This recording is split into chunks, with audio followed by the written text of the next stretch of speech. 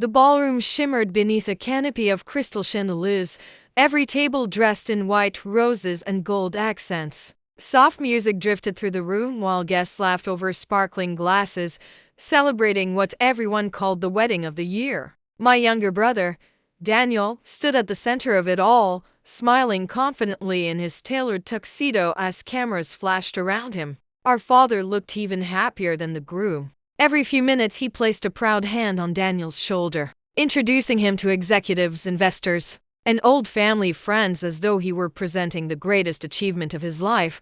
I stood near the back of the room, quietly watching. No one paid much attention to me, and that wasn't unusual. I had grown accustomed to blending into the background whenever my family gathered. I wore a simple emerald green dress instead of an expensive designer gown. My hands were neatly manicured now, but years of working outdoors had left faint calluses that no amount of lotion could erase. They were reminders of where I had chosen to build my life. To most people in that ballroom, I was simply Daniel's older sister. To my father, I was something far less impressive. As another round of applause filled the room, I took a slow sip of water and reminded myself why I had come. Today wasn't about me. It was my brother's wedding. Whatever happened, I would keep my promise to my late mother and never allow family pride to be destroyed by public arguments. At least, that had been my plan. The master of ceremonies tapped his microphone. "Ladies and gentlemen," he announced warmly, "before dinner is served, the groom's father would like to say a few words." The room erupted into applause. My father straightened his suit jacket with the confidence of a man who had spent his entire career commanding attention. Every conversation stopped as he walked toward the stage. His smile was polished, practiced, and impossible to mistake. "I've always believed," he began, "that success is measured by the company you keep and the career you build." Several guests nodded in agreement. He spoke proudly about Daniel's education, his position at one of the country's fastest-growing companies, and the bright future that awaited him and his new wife. Every sentence painted my brother as the perfect son. I smiled anyway. Daniel looked uncomfortable, almost embarrassed by the endless praise, but he remained silent. Then my father scanned the audience. His eyes found mine. "There she is," he said, pointing toward me. Every head in the ballroom turned. For a brief second, I thought perhaps this would be the first time he acknowledged me with kindness. Instead, he laughed. "And that's my daughter, Emily." A few people waved politely. My father chuckled again before adding the sentence that froze my heart. "She could have had a great corporate career, but she decided she'd rather be, well, just a farmer." Laughter rippled across the ballroom. Some guests smiled awkwardly, others didn't bother hiding their amusement. I heard someone whisper behind me, "A farmer? I didn't know people still did that. What a waste of an education." The words landed harder than I expected, not because strangers were laughing, because my father was leading them. He wasn't simply introducing me, he was apologizing for me. I forced a smile even as my chest tightened. There was no point defending myself. And no explanation I offered would matter. Not here. Not tonight. My father wasn't finished. "You know how children are," he continued, shaking his head dramatically. "Sometimes they make choices you simply have to accept." More laughter. Daniel lowered his eyes. His bride looked toward me with an expression that mixed sympathy and confusion. I wanted to disappear. Instead, I stood perfectly still. There are moments in life when speaking only gives humiliation a louder microphone. So I stayed silent. The silence seemed to disappoint my father. He expected anger. He expected tears. Instead, I simply lifted my glass toward him and smiled. That confused him.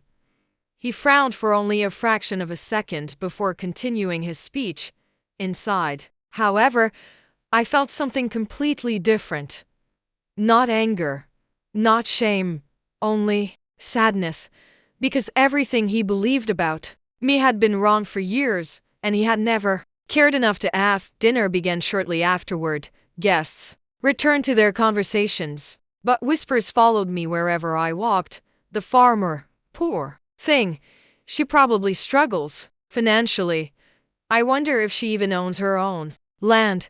Each assumption was more confident than the last. I answered none of them. Across the room, Daniel finally approached me.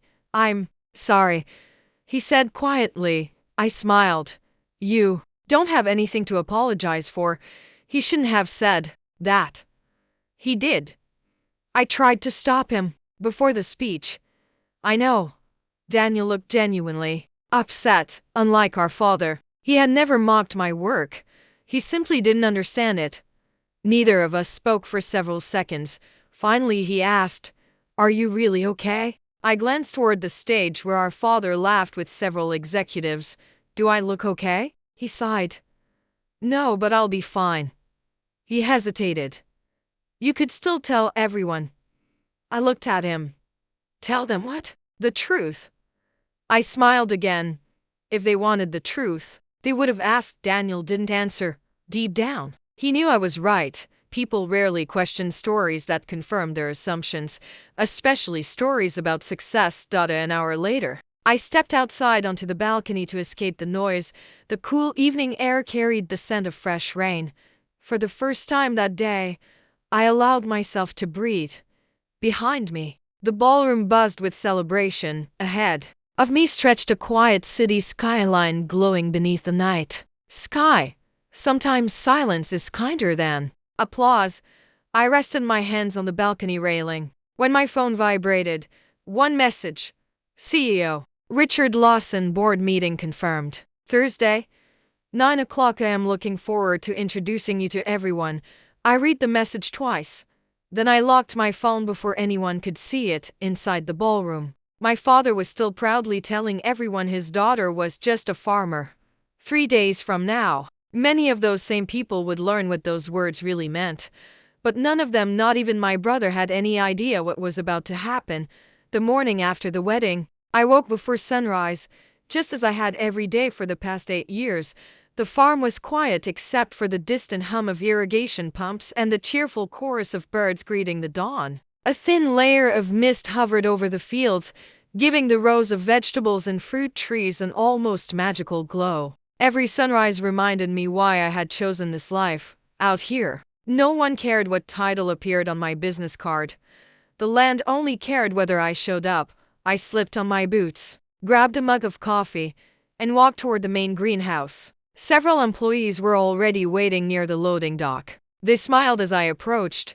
"Morning, Miss Emily." "Morning, everyone." There were no expensive suits here. No luxury watches. No speeches about success. Just honest people who worked hard because they believed in what we were building. Together. As I inspected the newest crop of tomatoes, my operations manager, Carlos, walked over with a clipboard. "The shipment for Thursday is almost ready." I nodded. "Any issues?" "Only one." He smiled. "The buyers want even more next quarter."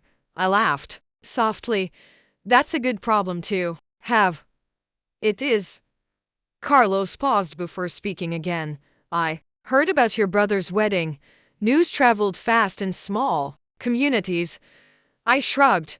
It wasn't exactly unforgettable. He looked at me carefully. "Are you okay?" I smiled, the same smile I had worn the night before.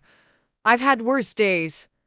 Carlos didn't press the issue. He knew me well enough to recognize that silence was sometimes my way of healing. As we walked through the greenhouse together, I found myself thinking about my father. His words still echoed in my mind. Just a farmer. Years ago, hearing those words would have broken me. Now they simply reminded me how little he understood. Ironically, farming wasn't even my first career. When I graduated from college, I had accepted a high-paying corporate position in downtown Chicago. I worked on the 32nd floor of a glass office tower, surrounded by people who wore designer clothes and spoke in endless meetings about quarterly growth. My father couldn't have been prouder. He introduced me to everyone as his successful daughter. For a while, I believed I had finally earned his approval, but approval built on job titles is a fragile thing. The work paid well, the office looked impressive, yet every morning I stared out of my window and felt strangely empty. The biggest decisions I made involved Spreadsheets that affected numbers on a screen. Nothing I did felt real. Nothing I created lasted beyond the next quarterly report. Then one weekend, I visited my grandfather's old farm. It had been abandoned for years after his passing. The fences were falling apart. The barns needed repairs. Most people saw an impossible project. I saw possibility. Standing in that neglected field, I remembered being 10 years old, running beside my grandfather as he explained how healthy soil could feed families for generations. He used to tell me, people think farming is simple because they only see the harvest. They never see the thousands of decisions that happen before the first seed even touches the ground. At the time, I hadn't understood. Years later, those words refused to leave me. I began spending weekends studying sustainable agriculture, then evenings, then every spare moment. I read books, watched lectures, visited successful farms across the country. The more I learned, the more excited I became. Eventually, I made the decision that changed everything. I resigned from my corporate job. When I told my father, he stared at me as if I had confessed to a crime. "You're quitting?" he asked. "Yes." "For farming?" "Yes." He laughed. Not because he thought I was joking, because he thought I was making the biggest mistake of my life. "Do you know how many people would kill for your office?" "I do." "And you're throwing it away to grow vegetables?" I smiled. "I'm building something." "No," he shook his head. "You're destroying your future." My brother, Daniel, tried to calm him.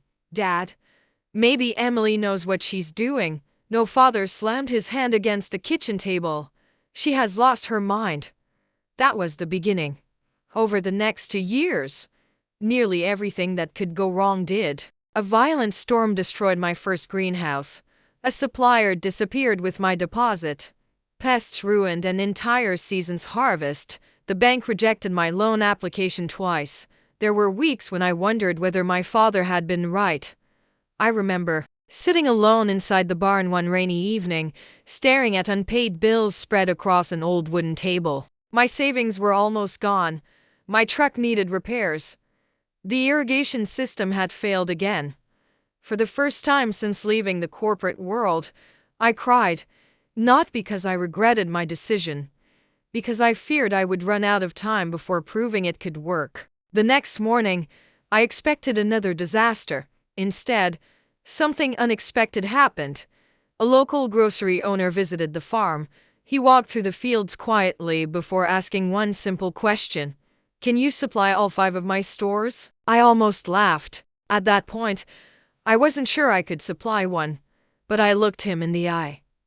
Yes. It was the biggest risk I had ever taken. For the next 6 months, my team worked harder than we ever thought possible. We planted more, built more, learned faster. Every mistake became a lesson. Every challenge made us stronger. Slowly, 1 contract became 3. 3 became 10. 10 became 25. Restaurants called. Hotels called. School districts called. Hospitals called.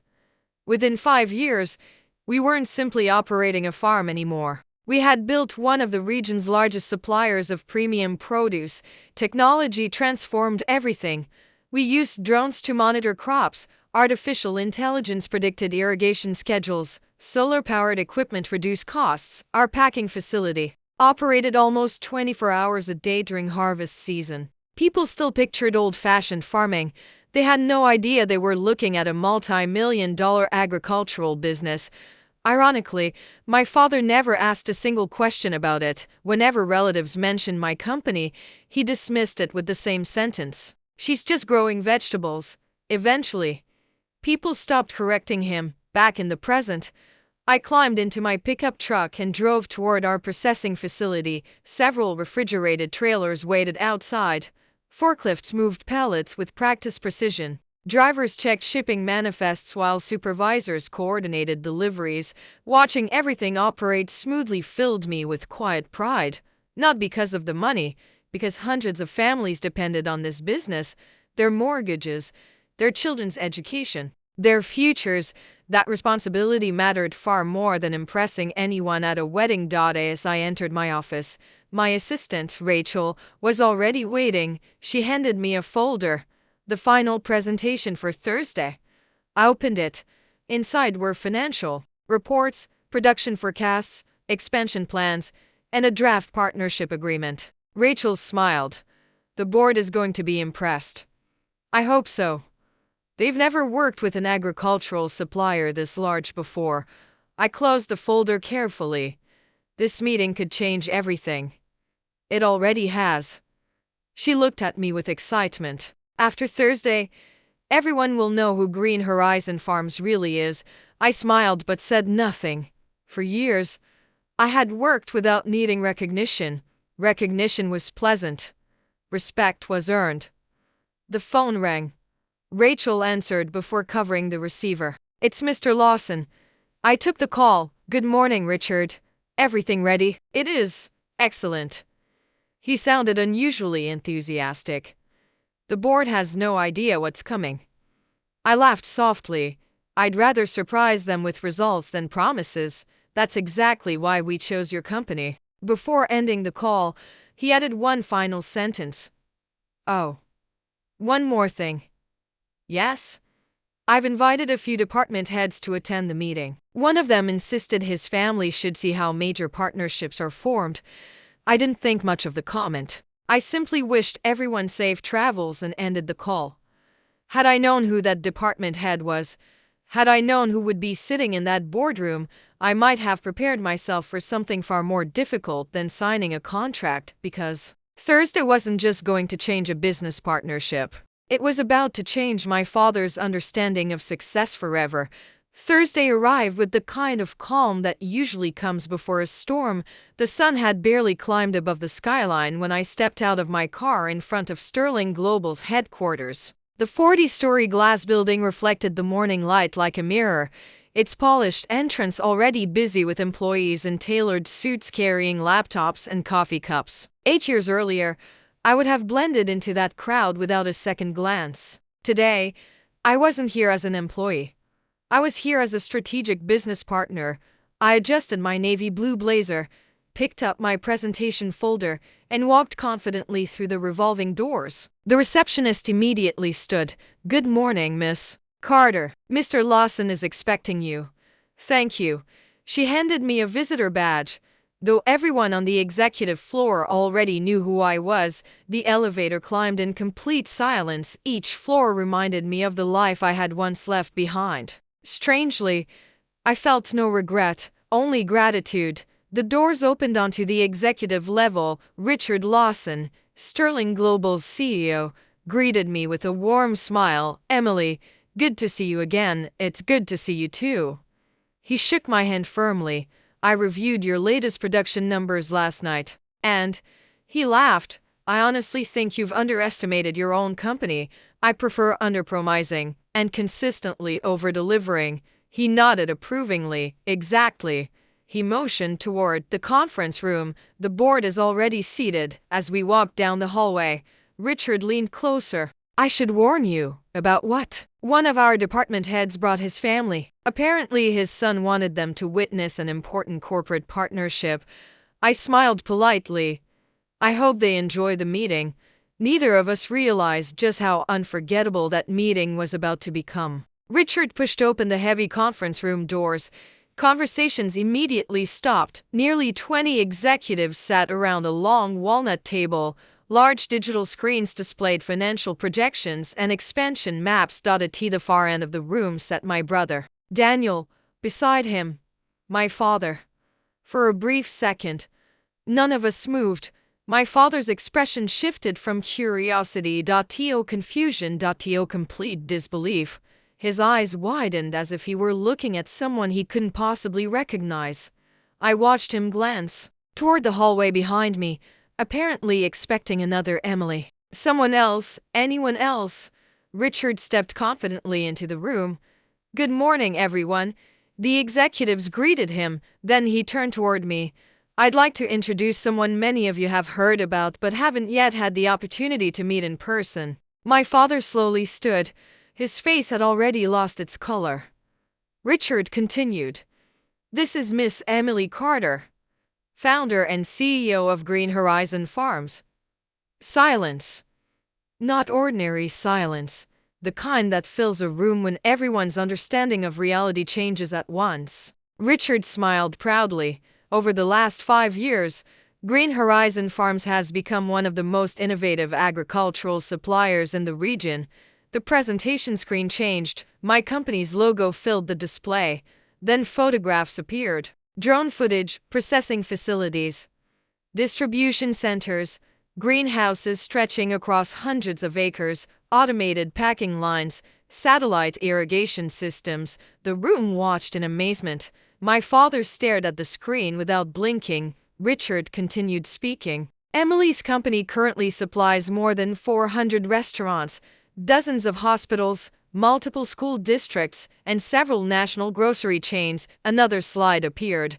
Annual production, export numbers, employee growth, revenue. Several executives exchanged impressed glances. One board member quietly whispered, I had no idea. Richard smiled. That's because Emily prefers letting her work speak for itself. I noticed Daniel slowly lowering his eyes. He remembered the wedding. He remembered every word our father had spoken. Richard looked toward me. Emily, would you tell everyone a little about your journey? I walked to the front of the room. Every step echoed through the silence. I placed my presentation folder on the table before looking directly at the audience. I appreciate the opportunity to be here. My voice remained calm. When I left the corporate world 8 years ago, many people believed I had made the biggest mistake of my life. I paused.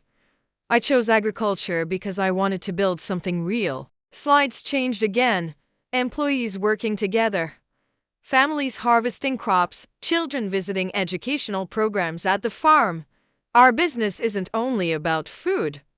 It's about creating opportunities, supporting communities, protecting farmland, and making sure future generations inherit something better than what we received. Every executive listened carefully. No one interrupted. No one checked their phones. Then I looked directly at my father. Not with anger, not with pride, simply with honesty. I've been called many things over the years. A quiet smile crossed my face. My favorite has always been. I hesitated. Just a farmer. Several executives chuckled softly, only my father couldn't laugh. His hands trembled beneath the conference table. Richard nodded. And that's exactly why we wanted Green Horizon Farms. He addressed the board. Integrity, reliability, innovation, those qualities can be purchased. They're earned. He picked up the final agreement. Today, I'd like the board to approve a 10-year strategic partnership. The vote took less than a minute. Every hand went up. Unanimous. Richard extended the contract toward me. Congratulations. I signed. Then he signed. Applause filled the room. Real applause. Not because of appearances, not because of family connections. Because of years of hard work that no one in that room had witnessed. When the meeting ended, executives surrounded me with congratulations and questions about future projects. Eventually, the room emptied. Only 4 people remained. Daniel, my father, Richard, and me. Richard sensed the moment and quietly excused himself. The door closed. For several seconds, no one spoke. Finally, my father walked toward me. He looked older than he had just a week earlier. Not physically, emotionally. He struggled to meet my eyes. He stopped, tried again. I didn't know. I answered gently. I know. No, his voice cracked. I never asked. Those 4 words hurt more than every insult. Because they were true. He hadn't asked, not once. Not in 8 years. Not how the business was doing. Not whether I was happy. Not whether I needed help. He had already decided who I was, and never looked again. Tears formed in his eyes. When you left your office job, I thought you were throwing your life away. I was afraid people would think I had failed as a father. I looked at him quietly. You weren't afraid for me. You were afraid of what other people would say. His shoulders dropped. For the first time in my life. He didn't defend himself. He simply nodded. You're right. Daniel stepped forward. I'm sorry too. I smiled. You don't owe me an apology. I should have spoken up at the wedding. You tried. No, he shook his head. I stayed quiet because it was easier. His honesty surprised me. Silence filled the room again. Finally, my father whispered, when I introduced you and called you just a farmer, I thought I was embarrassing you. He looked around the executive boardroom. I was embarrassing myself. The words hung heavily between us. I walked closer until we stood only a few feet apart. Dad, I never wanted revenge. I only wanted you to see me. His tears finally fell. I'm so sorry. For years I imagined this moment. I thought it would feel like victory. Instead, it felt like peace.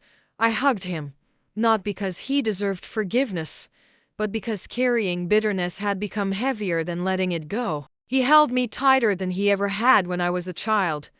I'm proud of you, he whispered for the first time. I believed him. Months later, my father visited the farm, not to inspect it, not to criticize it. To learn. He spent hours walking through the fields with our employees. He asked questions about irrigation, soil health, crop rotation, renewable energy, and technology. The same work he once dismissed fascinated him now. Before leaving that afternoon, he stood beside one of the greenhouses and quietly said, I used to think success meant wearing a suit. He looked across the fields. Now I think success is building something that helps other people. I smiled. It always was. Every year after that, he volunteered during our community harvest festival. He introduced me to visitors with a smile that never failed to make me laugh. This is my daughter. She built all of this.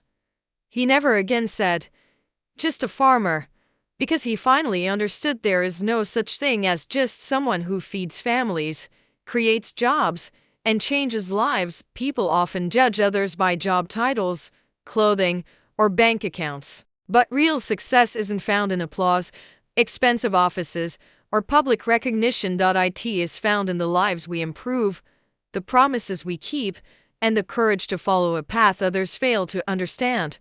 If my story taught me anything, it's this.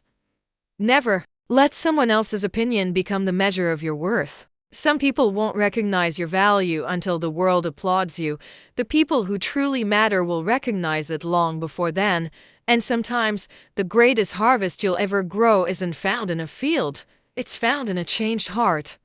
The end.